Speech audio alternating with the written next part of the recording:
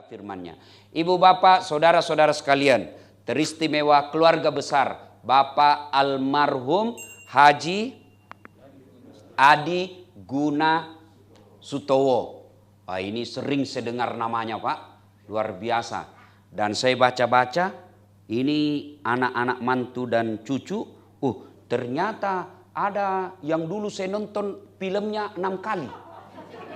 Saya nonton itu film 6 kali Pak. Judulnya Ada Apa Dengan Cinta. Saya nonton benar demi Allah sampai 6 kali saya nonton itu. Tapi sampai sekarang saya tidak tahu jawabannya. Ada apa itu dengan cinta? Mudah-mudahan nanti saya dijelaskan. Ada apa itu dengan cinta? Ternyata cinta itu melahirkan satu pengorbanan. Kalau cinta kepada Allah, maka dia akan berkorban untuk agama Allah. Dia akan berkorban untuk kesejahteraannya di akhirat. Yang kedua, cinta melahirkan keindahan. Karena cinta biar jelek kita lihat orang cantik. Dan yang ketiga, cinta melahirkan energi. Orang kalau jatuh cinta Pak, dari Jawa dia pergi ke Sumatera ketemu dengan orang yang dicintainya. Melahirkan energi. Kata anak mahasiswa saya, kalau saya jatuh cinta Ustadz, gunung kan kudaki, lautan ku seberangi, masjid kau lewati. Ibu bapak saudara-saudara sekalian, kita cerita dulu tentang alam kubur. Pak almarhum Haji Adi Guna Sutowo, beliau sekarang sudah transit.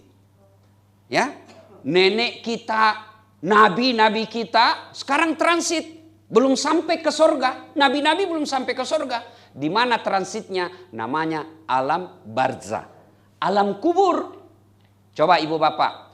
Kalau bapak sebagai PNS, tentara misalnya, ditugaskan ke Papua yang tidak ada sinyal. Masih ada pilihan. Apa pilihan? Saya pensiun dini. Berhenti saya. Jadi pengangguran aja. Pulang lagi ke Jakarta.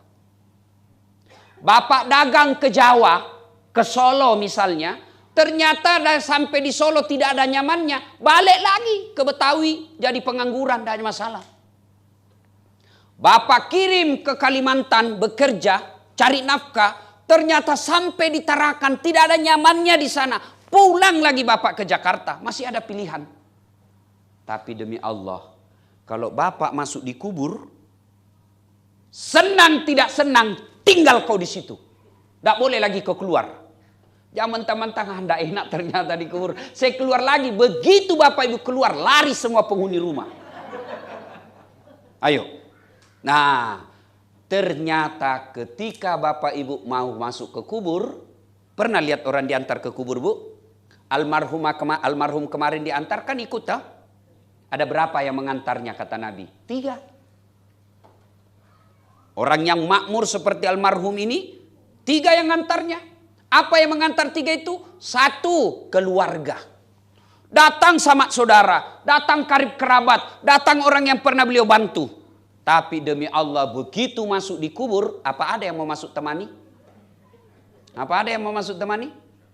Meskipun Bapak banyak utang budi sama beliau, begitu masuk kubur, apa boleh buat? Pak, tinggallah Bapak sendiri. Nih ibu-ibu nih yang sudah muka-muka sakaratil maut. Ibu kalau meninggal nanti Bu, apa? Suami mau ikut? Meskipun dia bilang aku akan kemanapun pergi, aku akan mengikutimu. Pret, bohong. Begitu ibu meninggal, matanya menangis sebelah kanan, yang kiri yang mana gantinya?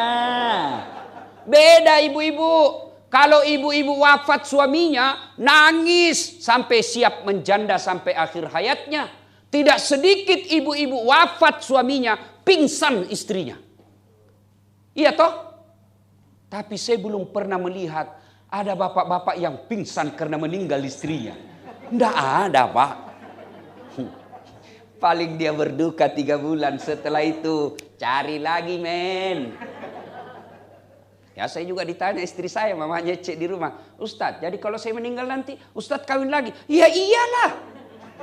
Tega betul. Bukan soal tega, siapa yang ngurus saya?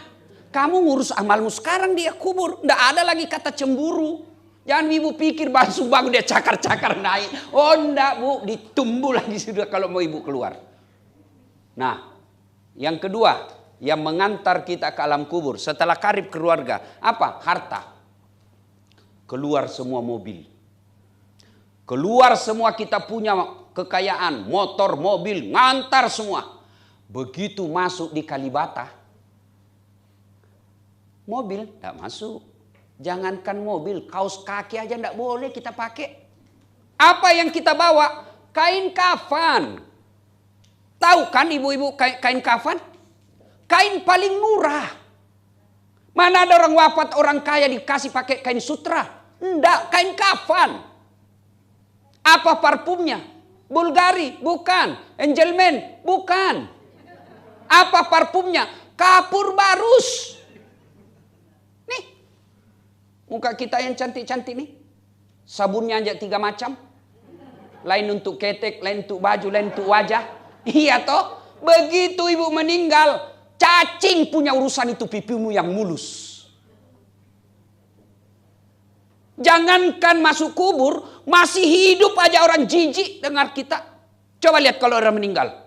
Begitu meninggal, datanglah sahabat kita. Dia pegang mungkin wajah kita. Dia usap barangkali wajah kita. Apa dia mau langsung usap juga tangannya, wajah dengan tangan yang baru memegangi jasad kita? Tidak. Dia cuci dulu paling bersih karena jijiknya dengan jenazah kita.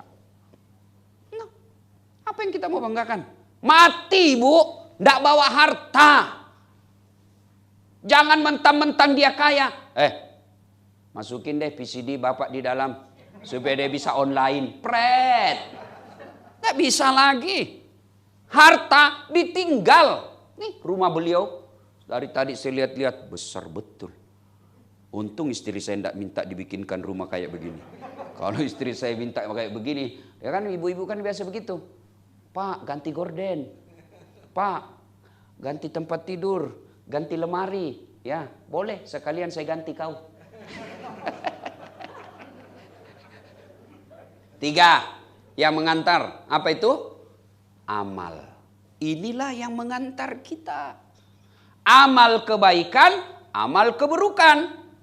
Ketika amal kebaikannya bagus, amal kebaikannya banyak, maka sejahtera di kuburnya. Ibarat kata Nabi, dia ditidurkan seperti tidurnya pengantin baru. Bapak-bapak haji masih ingat waktu pengantin baru tidurnya? Masya Allah. Saya masih ingat waktu pengantin baru. Saya bilang, cepat betul pagi. Coba nyamankan tidurnya. Tapi kalau orang tidak bagus agamanya, tidurnya kata Nabi ibarat orang sakit gigi. Tidak ada enaknya. Amalnya kalau dia baik, maka tidurnya dibukakan pintunya sorga sehingga hawa-hawa sorga sudah menyentuh dia. Ini sebagai ilustrasi saja ini. Ilustrasi supaya lebih gampang. Kita nih macet jalan, kempes ban mobil. Kita jalan kaki karena ada demo tidak bisa tembus mobil. Jalan kaki di bawah terik matahari. Panas betul. Begitu kita sampai rumah atau kantor, baru kita buka pintunya, sudah ada hawa AC menyentuh kita. Sudah nyaman. Belum lagi masuk, sudah nyaman rasanya. Begitulah istri. Dibukakan pintu sorga sehingga sejuk-sejuknya sorga sudah dinikmati di alam kuburnya. Tapi kalau kejahatannya banyak, dosanya banyak, bukan pintu sorga dibuka. Apa dibuka? Pintunya neraka. Ibu-ibu paling sering kan rasakan itu hawa panas ketika masak. Iya kan? Apa masih ada ibu-ibu masak sekarang? Hah? Waduh, gak ada lagi bu. Ya sekarang anak go food. Kalau mau sebulan suaminya, bapak mau makan apa? Alhamdulillah dimasakkan sama istri. Ternyata go food. Macam-macam masakannya, bukan lagi istri yang memasak. Bu, apa berdosa kalau istri tidak masak? Tidak berdosa ibu, kalau suaminya ridho. Tapi apa bekal ibu masuk surga? Ayo, bukankah ke pasar itu pahala? Langkah kaki kanannya kalau dia pergi masak, kalau dia mau untuk mengurus suami istri, suami dan anaknya, kaki kanan 1 pahala, kaki kiri 1 pahala, menjinjingnya 1 pahala, keringatannya pahala, capeknya pahala. Jadi banyak pahala, gorengnya pahala, kena apinya pahala, kena minyak panasnya pahala. Berapa pahala untuk bikin nasi goreng? Tapi kalau semua dibeli, maka suami yang dapat pahalanya. Kenapa? Karena suami yang punya duit belikan, ibu kasih duit. Maka kalau ibu mau punya amal untuk dikubur, yuk servis rumah tangga, beramal. Nah, sudah masuklah. Sudah dalam kubur. Nah, begitu sudah masuk kubur, kembalilah pengantar. Ya kan? Kemarin almarhum kita antarkan, menangislah kita dulu. Wajarlah menangis. Boleh ibu-ibu menangis, tapi jangan meraung-raung. Yang meraung-raung haram, menangis boleh. Laki-laki boleh, ibu-ibu boleh menangis. Yang dilarang meraung-raung. Apa itu meraung-raung? Mengeluarkan kata-kata yang tidak ikhlas menerima takdir Allah. Kenapa bapak meninggal? Baik betul ini bapak. Kenapa bukan tetangga yang jahat? Anda boleh terima. Begitu ada orang meninggal, cukup kita ucapkan alladzi isa asabatum musibah qalu inna lillahi wa inna ilaihi rajiun. Itu aja kita ucapkan. Kalau ibu-ibu menangis boleh, tapi yang dilarang mengeluarkan kata-kata. Nah, sudah, masuklah di alam kubur. Keluar baliklah pengantar. Ibu-ibu pernah rasakan padam lampu? Bapak-bapak pernah? Gimana ya kira-kira kalau rumah seperti ini tiba-tiba padam lampu, ada masuk ular sanca. Ular kobra. Yang kalau kita digigit katanya dalam waktu 2 menit tidak ada pertolongan, maka bisa kita mati mendadak. Masuk ular. Padahal rumah lebar ini, panik kan kalau ada ular masuk. Padam lampu, panik kita. Padahal ketika ada ular masuk, ibu bapak masih bisa lompat sama ular di sana, kita keluar dari sini. Ada ular masuk, kita masih bisa teriak, tolong, tolong, security masuk membantu. Ada ular masuk, kita masih bisa lempar, pak. Gelap, kita masih bisa nyalakan lampu handphone. Luasnya masih bisa, lari ke sana, lari sana, ular ke sana, kita lari ke sana. Naik, kita naik. Itu padam lampu, hanya beberapa saat ular masuk, kita sudah panik pada rumah besar begini. Demi Allah. Bapak masuk di kubur. Lebarnya 40 cm. Panjangnya 1 meter mungkin sampai 180 cm. Padamnya lampu bukan 1 hari, bukan 1 bulan, tapi selama-lamanya. Luasnya ditindis kita tanah. Dan pada saat itu datanglah malaikat. Seluruh pengantar sudah balik, maka yang tinggal menengani kita di kubur ada 3 yang akan menolong kita. Sholat tidak bisa lagi kita lakukan. Puasa tidak bisa lagi. Haji tidak bisa lagi. Yang bisa menolong dan menyelamatkan kita alam kubur kata Nabi 3. Yaitu sadaqatun jariyah. 1. Yang kedua, anak yang soleh dan soleha. Dan yang ketiga, ilmu yang bermanfaat. Jadi almarhum sekarang, Pak Adi, 3 yang bisa menolong beliau. Yang itu amalnya terus mengalir. Apa itu? 1, anak yang soleh dan soleha. Nabi tidak mengatakan anak, tapi ada sambungannya. Anak yang baik agamanya. Itu yang bisa menolong. Maka ibu-ibu, saya mengajak kepada diri saya dan kita semua. Ayo perhatikan agama anak kita. Bapak tidak usah gengsi kalau anak kita tidak juara kelas. Tidak usah malu. Ibu-ibu tidak usah malu kalau anak kita daftar akpol, daftar akabri tidak lulus padahal sudah 3 tahun mendaftar. Tidak usah. Tidak perlu malu.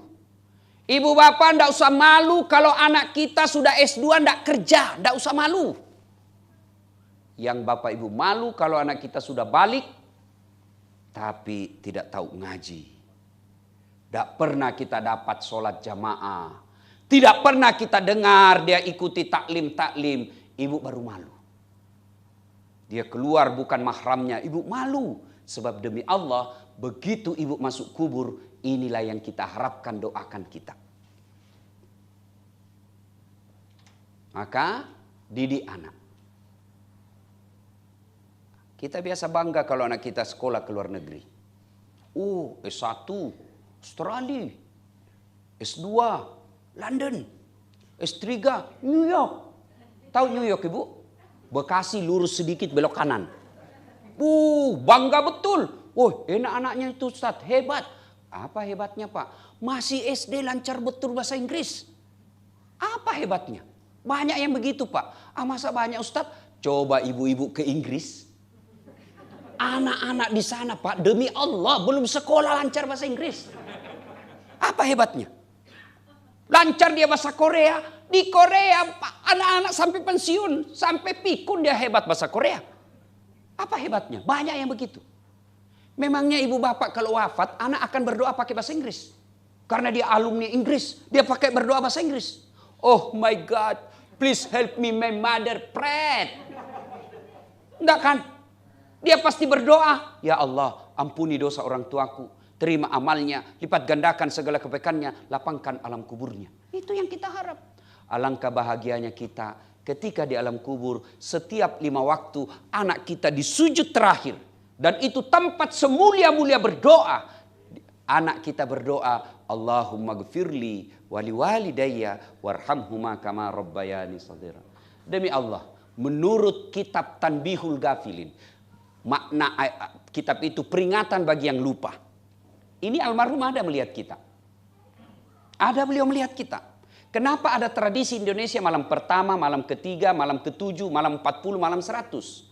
Ternyata literatur yang saya baca itu pada malam-malam tersebut Allah memberikan kesempatan kepada jenazah arwah untuk datang melihat keluarganya. Kau lihatlah itu keluargamu kelakuannya. Maka pada malam ini yang 40 dia akan berkata almarhum, oh alhamdulillah di rumahku ada pengajian mengingat saya. Oh ada Ustadz Das'at yang taklim meskipun saya tidak kenal. Itu dia akan. Tapi begitu tidak ada pengajian, maka orang jenazah, arwah itu, orang tua kita berkata, hei anakku, yang menempati rumahku, yang makan hartaku, yang pakai pakaianku, yang kau nikmati warisanku, kau ingat saya. Jangan sampai kau nikmati hasil jerih payahku, kau berpoya-poya dan melupakan saya, tidak mendoakan saya. Maka lihat anak-anak kita sekarang, kapan dia ingat keluarganya yang meninggal? Paling 1-2 bulan. Kalau ada keluarga kita meninggal, berduka kita berhari-hari. Kembang ucapan bela sungkawa penuh jalan. 1 bulan mulai dilupa. 2 bulan kita sudah gembira-gembira di rumah. Bulan ketiga kita sudah karaokean di rumah. Lupa kita doakan orang tua yang meninggal. Lama-lama makin dilupa. Kapan diingatnya? Sekali setahun. Kapan? Idul Fitri. Ziarah kubur. Itu pun bukan dia yang doakan. Siapa yang disuruh doa? Orang-orang yang ada di kuburan. Dia hanya datang update status. Hai guys, ziarah kubur guys. Kita ketawa karena kejadian itu kan. Anak kita bukannya mendoakan. Dia suruh foto. Ayo foto ya. Kabur. Ulang. Ya, dari depan. Dia pura-pura siaran. Bukannya didoakan, Pak. Dia hanya update status. Ini kalau anak kita tidak dididik dengan agama dengan baik. Demi Allah, kekayaan akan kita tinggal. Tapi yang bisa menolong kita ketika dikubur, anak yang soleh dan soleha. Maka mohon maaf ribu maaf kepada ahli warisnya, anak-anaknya, anak mantunya, jangan lupakan almarhum. Gimana caranya? Setiap saat begitu Bapak ingat, begitu lewat di pekerangan tiba-tiba terbersit dalam hati kita, oh ingat Abah, oh ingat Bapak. Langsung kirimkan Fatihah. Jangan cuma katakan, mirip betul bajunya Bapak. Jangan cuma bilang begitu. Begitu ingat, langsung spontan di tempat itu bacakan Fatihah. Lagi di kendaraan, tiba-tiba kita lihat mobil yang mirip dengan mobil bapak kita yang sudah arwah, langsung kirimkan Fatihah. Bahasa Indonesianya, saya niat kirimkan Fatihah kepada Rasulullah Muhammad SAW, saya ikutkan roh bapak saya, sebut namanya Al-Fatihah. Tuh, anak yang soleh dan soleha. Maka ibu-ibu, didik anak kita. Pelihara anak-anak kita. Tidak mengapa bapak memanja materi anak-anaknya. Tidaklah sesat kalau bapak ibu menyekolahkan ke luar negeri tinggi-tinggi. Tapi bapak ibu keliru kalau tidak memperkenalkan agama kepada anak-anak kita. Anak-anak orang kaya sekarang kan fasilitasnya penuh, Pak. Satu anak satu kamar. Di dalam kamar ada TV-nya. Di dalam kamar dia bisa online. Di dalam kamar ada kulkasnya. Di dalam kamar masukkan pembantunya makan. Akhirnya anak kita tidak pernah ketemu dengan saudaranya. Akhirnya dia bersaudara tapi tidak punya ikatan emosi yang baik. Jangan heran meninggal bapaknya. Mengadu dia di pengadilan gara-gara warisan. Sebelum saya ke sini tadi selesai sholat subuh, sholat maghrib. Assalamualaikum warahmatullahi wabarakatuh. Selesai berdoa. Saya lihat di TV ada ibu dengan anak berperkara di pengadilan gara-gara rumah warisan. Nih, hati-hati. Maka ibu-ibu didik anak. Ya, bapak ibu tidak usah cemas kalau anaknya jelek mukanya. Yang penting akhlaknya baik. Tidak ada orang nanti masuk neraka. Kenapa masuk neraka? Mukaku jelek betul Tuhan. Kenapa masuk surga? Cakep. Follower saya 3 juta. Enggak. Yang membuat kita masuk surga adalah amal-amal kebaikan. Dan amal kebaikan tidak perlu lihat gagah, populer atau tidak. Yang kedua, yang bisa menolong kita ketika sudah masuk kubur adalah harta yang telah kita sedekahkan. Nih, ibu-ibu nih. Mohon maaf ibu, yang banyak cincinnya ini punya berlian emas.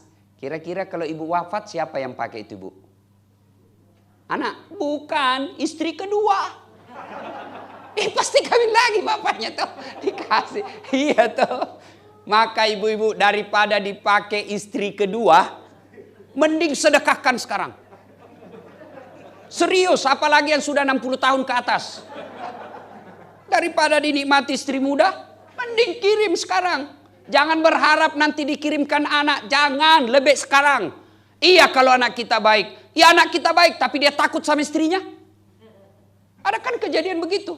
Anaknya kasihan mau sumbang untuk bapaknya. Ayolah, kita bangunkan masjid bapak kita. Ada tanah ini. Ya kita wariskanlah untuk bapak kita. Memang ini ahli waris kita punya. Tapi sudahlah kita kirim saja untuk bapak kita. Jadikan dia masjid wakaf untuk anak panti asuhan. Oh datang istrinya. Apa? Bapakmu terus. Itu anakmu juga mau. Bapakmu aja terus. Langsung dia bilang suaminya. Ya sudahlah kalau begitu. Ada begitu di sini. Suami takut sama istri. Ada. Berhenti bapak jadi laki-laki. Benar Pak. Ngamuk Ustadz, ngapain dia kalau ngamuk? Marah Ustadz, dia pecahkan piring, pecahkan 1 lusin. Dia pecahkan gelas, pecahkan 2 lusin. Kenapa? Piring, gelas boleh dibeli. Harga diri sebagai suami tidak boleh diinjak-injak istri. Takbir.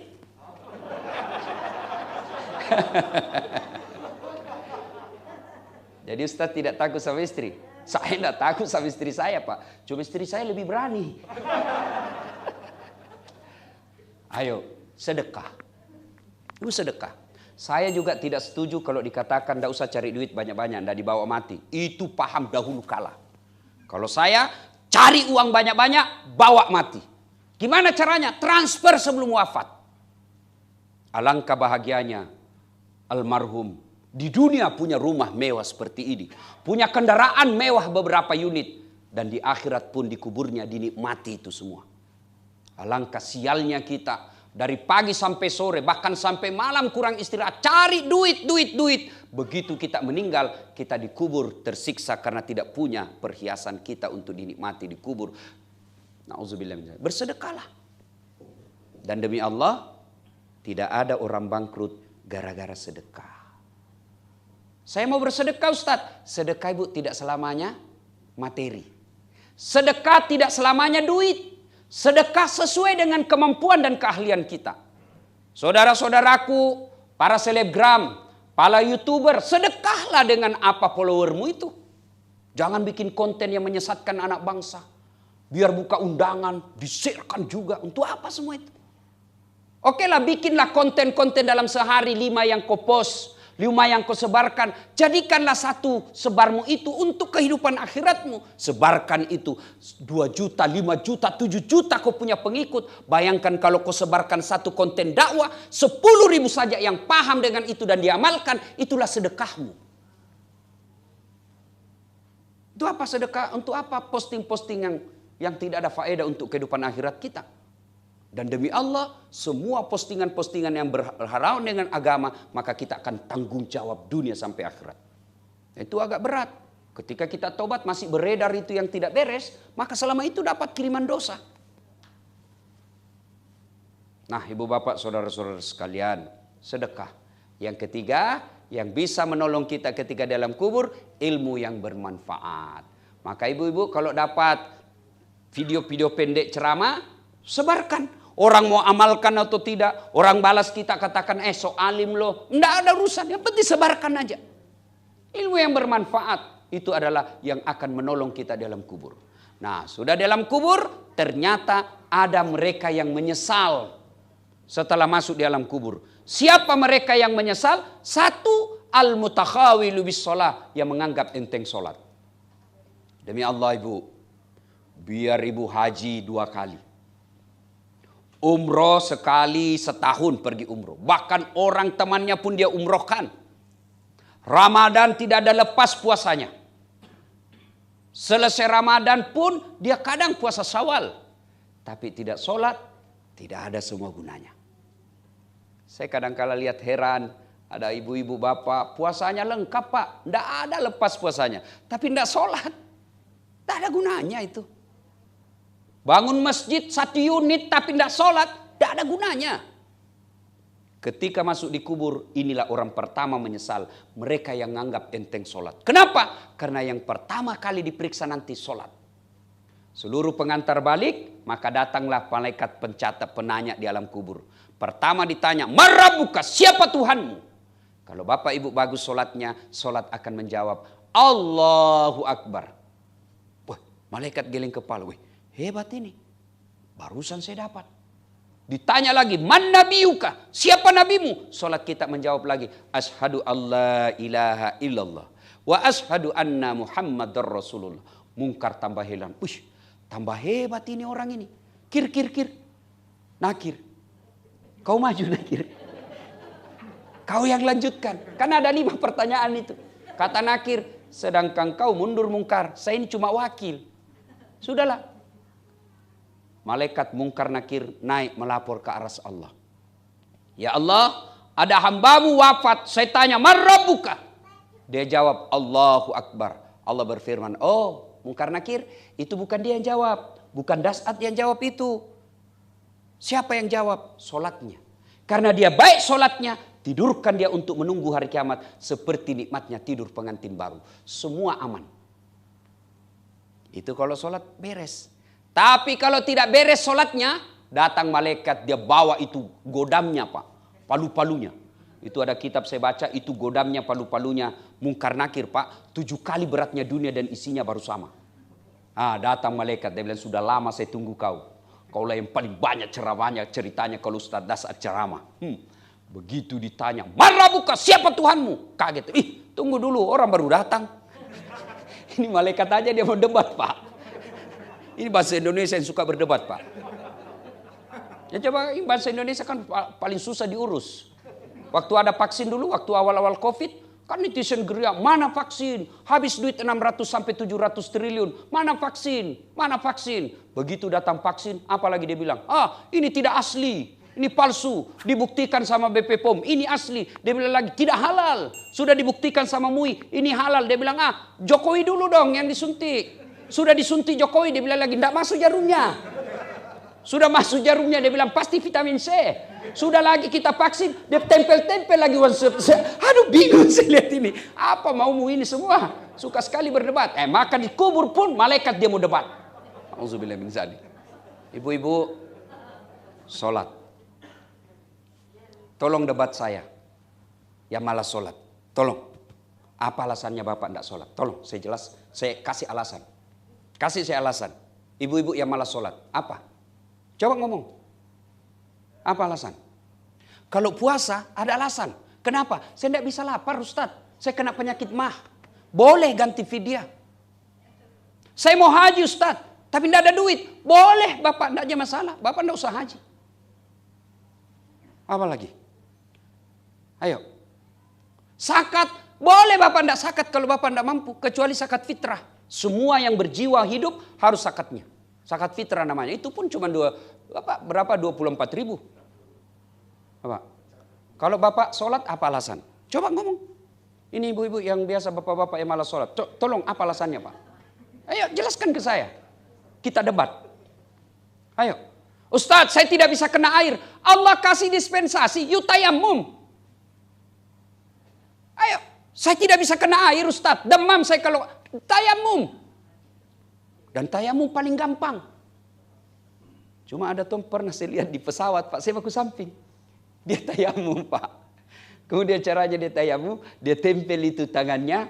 Karena dia malu. Kalau tidak sholat, jadi dia tayamum. Dia tempel itu telapak tangannya di dinding pesawat. Dia ikut, saya lihat dulu. Sudah itu, dia harus begini. Sudah beleng-beleng. Sudah itu dia tempel lagi. Dia kasih begini lagi dulu. Memangnya kau pakai air dong? Dia kumur. Kau kumur apa? Nah, bukan air kau pakai. Nah, kalau ibu-ibu yang tidak tahu tayamum, lihat baik-baik. Singsingkan dengan baju. Di atas siku. Tidak boleh di bawah siku. Karena di atas siku sampainya batasnya kalau wudu. Ya? Lepas semua jam tangan. Lepas cincin. Kenapa? Karena kalau ada jam tangan tidak bisa terusap kulit kita. Kalau air kan boleh. Air masih bisa menembus di bawah jam tangan kita. Tapi kalau tayamum harus diusap. Jadi buka dua-duanya. Sudah letakkan telapak tangan di sadel mobil, sadel pesawat, atau dinding pesawat, atau dinding mobil. Letakkan. Sudah itu usap wajah. Usap semua yang tidak berbulu. 1 kali sudah sah, 3 kali lebih baik. Kalau 1 kali sudah boleh. Sudah itu letakkan lagi telapak tangan di dinding. Sudah usap tangan kanan. Sampai ke siku. Lewat. Nah, sudah itu usap semua. Kasih sentuh semua. Selesai. Silakan ibu sholat. Tayamum. Ustadz, kan kita lagi di pesawat. Tidak bisa berdiri. Namanya sholat duduk. Gimana caranya? Menghadap ke sana saja. Kalau kursi duduk ke sana, ya sudah ke sana. Jangan sampai kursi pesawat ke sana, ibu lihat kiblat ke sana, ibu ke sini. Beleng-beleng. Gimana? Ya hadapkan saja. Caranya sholat duduk, ya ibu gini. Nah, Allah, kalau sepatu, kalau ibu bapak yakin sepatu tidak ada najisnya, boleh pakai sepatu. Sholat. Tapi kalau bapak yakin, tadi ada kotoran manusia, lepas. Tapi masa ada di Jakarta injak kotoran manusia Pak? Ini bapak salah jalan nih Pak. Takbir ya. Saya niat jamak sudah. Duhur 2 misalnya asar kan. Sudah duhur dan asar dia. Kita tahu landingnya itu sudah masuk maghrib. Maka ibu boleh menjamak qasar. Duhur 2, asar 2. Allahu Akbar. Baca doa iftitah. Baca Al-Fatihah. Baca surat pendek. Sudah itu Allahu Akbar ruku. Kalau ruku kepala saja goyang bu. Allahu Akbar. Sami Allahu liman hamidah. Kalau sujud bukan cuma kepala goyang, badan ikut ditundukkan. Allahu Akbar. Sudah? Sami Allahu liman hamidah. Dan seterusnya. Sudah 2 rakaat, 2 cukup. Tahiyat. Bil alamina innaka hamidum majid. Assalamualaikum warahmatullahi. Assalamualaikum warahmatullahi. Begini salam yang betul Pak. Jangan salam kayak orang tidak makan 2 hari. Assalamualaikum. Assalamualaikum. Ada juga begitu. Beleng-beleng. Ada juga yang keterlaluan Pak. Biasa kalau di masjid anak muda. Assalamualaikum. Oh ternyata ada cewek dilihat di belakang. Itulah pentingnya dibatasi kasih hijab ya. Itu sholat duduk namanya. Saya tidak bisa duduk Ustaz, ada bisul di pantatku. Sholat baring. Bukan sholat tidur. Bagaimana baring? Ini. Misal ibu ya, kalau baring menghadap ke sana. Kalau ini tidak bisa. Tapi kalau ini bisa dibawa, sudah sholatnya. Anggap lagi tidur saya ini bu, anggap lagi tidur. Baring. Allahu Akbar. Sami Allahu liman hamidah. Kepala sudah tidak begini. Tinggal tangan. Sholat baring namanya. Pun itu tidak bisa, Allah masih kasih kelonggaran. Silahkan kau sholat pakai isyarat. Mana namanya sholat pakai isyarat? Tinggal mata yang digerakkan. Allahu Akbar. Sami Allah liman hamidah. Allahu Akbar. Itu mata aja goyang-goyang. Allahu Akbar. Allah. Jangan ketawa, saya seriusin Pak. Ya kan? Tidak bisa juga itu Ustaz, sholat dalam hati. Mata tidak bergerak, bibir tidak gerak, tangan sudah tidak bergerak, tutup semuanya, lalu begini. Bayangkan lagi baca doa iftitah, baca doa iftitah. Bayangkan lagi sujud, bayangkan saja. Saya seolah sujud, maka baca doa sujud. Selesai. Namanya sholat dalam hati. Saya tidak bisa sholat dalam hati Ustaz. Gampang. Bungkus kain putih, bawa ke kubur. Nah, ibu bapak, saudara-saudara sekalian, saya sudah dikode habis waktu. Ya, insya Allah lain waktu dan kesempatan kita akan lanjutkan ya. Ingin berlama-lama tapi waktu yang terbatas karena mungkin tamu-tamu kita juga sibuk dan capek. Insya Allah lain waktu dan kesempatan. Demikian, sebelum kita akhiri, mari kita kirimkan suratul Fatihah kepada Rasulullah Muhammad SAW. Khasiat dan keutamaannya kita ikhlaskan untuk almarhum Bapak Adi Gunasutowo. Al-Fatihah.